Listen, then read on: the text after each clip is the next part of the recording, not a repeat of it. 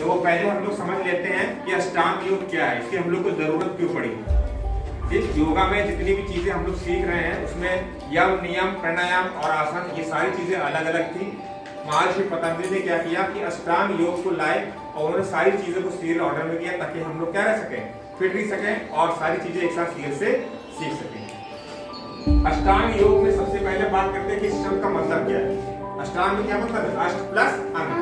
संस्कृत में अष्ट को हिंदी में क्या बोलते हैं? 8। और अंग का मतलब क्या होता है? लिम्ब, यानी 8 लिम्ब पार्ट बोला गया। यही मैंने जो आपको बताया हुआ है कि योगा की जो फिलॉसफी है अष्टांग योग की, वो किसने दी है? महर्षि पतंजलि। तो आइए इसके बारे में लोग डिस्कस कर लेते हैं स्टेप बाय स्टेप कौन कौन से हैं। पहला हमारा क्या है, कौन सा है?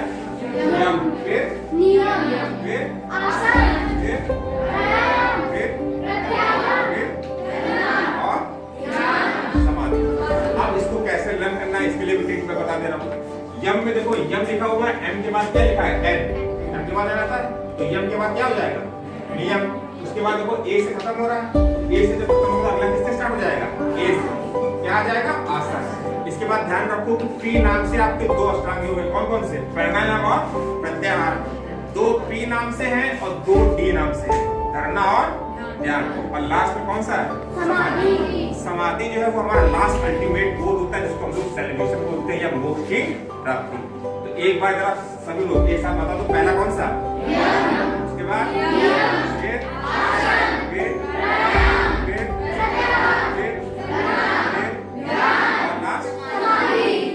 एक बार और इसको देख लेते हैं। यम है, यम में एम से खत्म हो रहा है तो अगला एन से स्टार्ट हो जाएगा नियम।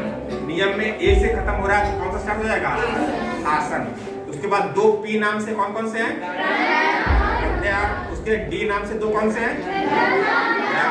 और लास्ट में एक ट्रिक और भी ये इसको लर्न करने की हो सकती है कि हम हमेशा जो चीजें होती है बहुत ध्यान से रखते हैं तो वो हिंदी में बोलते हैं इस तरह के धरना ध्यान से, धरना ध्यान और समाधि। अब याद रहेगा? चलो एक साथ बोलो।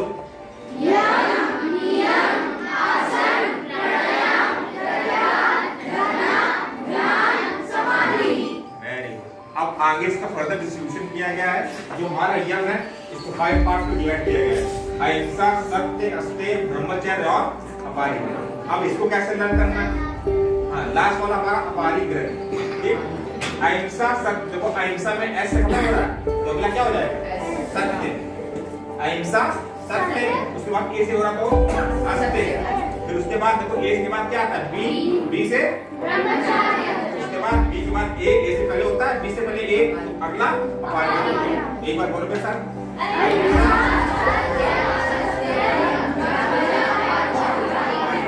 ये चीजें एक बार समझ लो। अहिंसा है, इसके बाद सत्य, इसके बाद ये असत्य नहीं लिखा है।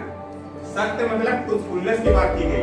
अहिंसा मतलब नॉन वायलेंस। इसे गांधी जी ने बताया था कि हमको हिंसा नहीं करनी है, ठीक, अहिंसा के पथ पे चलना है। इसी तरह सत्य मतलब ट्रूथ बोलना है। और अस्तेय, अस्तेय बोलो, अस्तेय, असत्य नहीं, अस्तेय। इसके बाद ब्रह्मचर्य, फिर अपरिग्रह होता है मतलब नॉन होल्डिंग और नॉन पॉजिटिवनेस।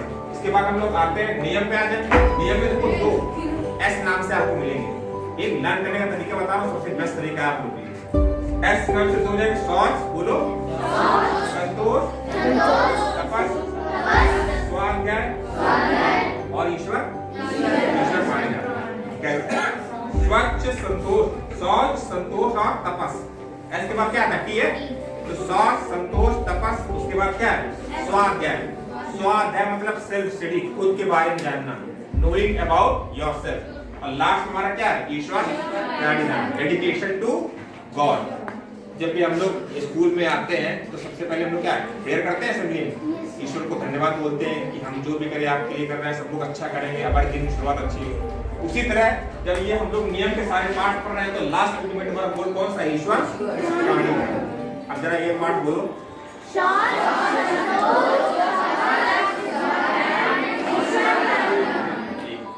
अब लास्ट में सब लोग एक बार फिर से पूरे पहले 8 पार्ट बताएंगे और उसके बाद अलग अलग पार्ट। पहला कौन सा अष्टांग योग?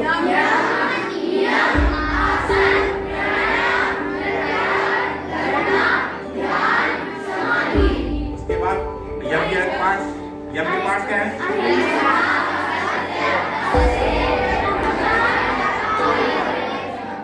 नियम के